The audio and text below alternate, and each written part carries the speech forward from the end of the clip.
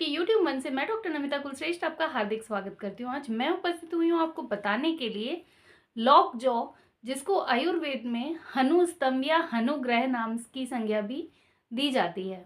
दोस्तों, आज मैं आपको एलोपैथ में इसके कॉजेज़ के बारे में बताऊंगी, इसके सिम्टम्स के बारे में बताऊंगी और आयुर्वेद में इसका क्या कुछ उपचार है उसके बारे में भी आपसे बातें शेयर करूंगी। तो वीडियो शुरू करूं इससे पहले एक छोटी सी रिक्वेस्ट करूंगी कि मेरे चैनल को लाइक शेयर सब्सक्राइब ज़रूर करें, बेल आइकन को क्लिक करें जिससे कि फ्यूचर नोटिफिकेशंस मिलते रहें और कमेंट बॉक्स में कमेंट लिख के आप मेरी ज़रूर हौसला अफजाई करिए। तो दोस्तों, शुरू करते हैं। लॉक जॉ, जैसा कि नाम सजेस्ट करता है, जब आपके जॉज यानी कि जबड़े फ्रीज हो जाते हैं, मूवमेंट नहीं कर पाते, आप मूवमेंट करने में पेन होता है और स्टिफ हो जाते हैं, तो उस कंडीशन को हम लॉक जॉ कहते हैं।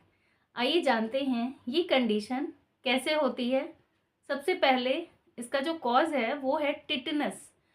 टिटनस एक बैक्टीरियल डिजीज़ है जो कि क्लॉस्ट्रिडियम टिटेनाई से होता है।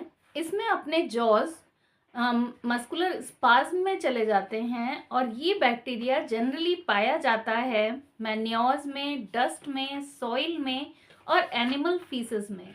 हमारे शरीर में वुंड्स, बर्न्स के माध्यम से प्रवेश करता है। सेक्ट बाइट हो जाए उससे भी हमारे शरीर में प्रवेश कर जाता है।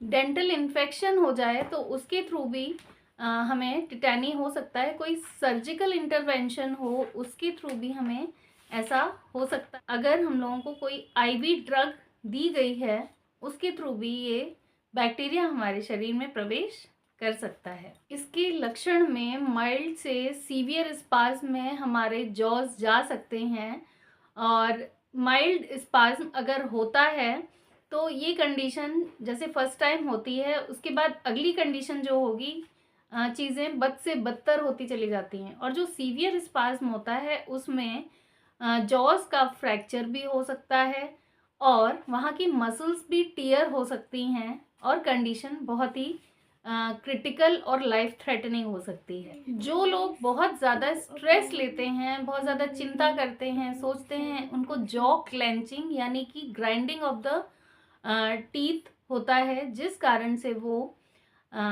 लॉक जॉ में जा सकते हैं, जिसके कारण उनको जॉज में स्टिफनेस होती है और पेन भी होता है। दोस्तों, नेक्स्ट हम बात करेंगे अदर कॉजेज़ की जिसके कारण लॉक जॉ हो जाता है। अगर आपके शरीर में कैल्शियम का लेवल कम है, इन्फेक्शन हो रहा है जैसे कि टॉन्सिलाइटिस है, मम्स है या एब्सिस हो रहा है, तो उस कंडीशन में आपको लॉक जॉ हो सकता है। Patient is suffering from bruxism. Bruxism में क्या होता है कि पेशेंट बहुत ज़्यादा स्ट्रेस में रहता है, बहुत ज़्यादा इम्पेशेंट होता है और उसको डॉक्टर के द्वारा एंटी डिप्रेसेंट थेरेपी पर चलाया जाता है, तो उस कंडीशन में भी उसको लॉक जॉ की समस्या का सामना करना पड़ सकता है।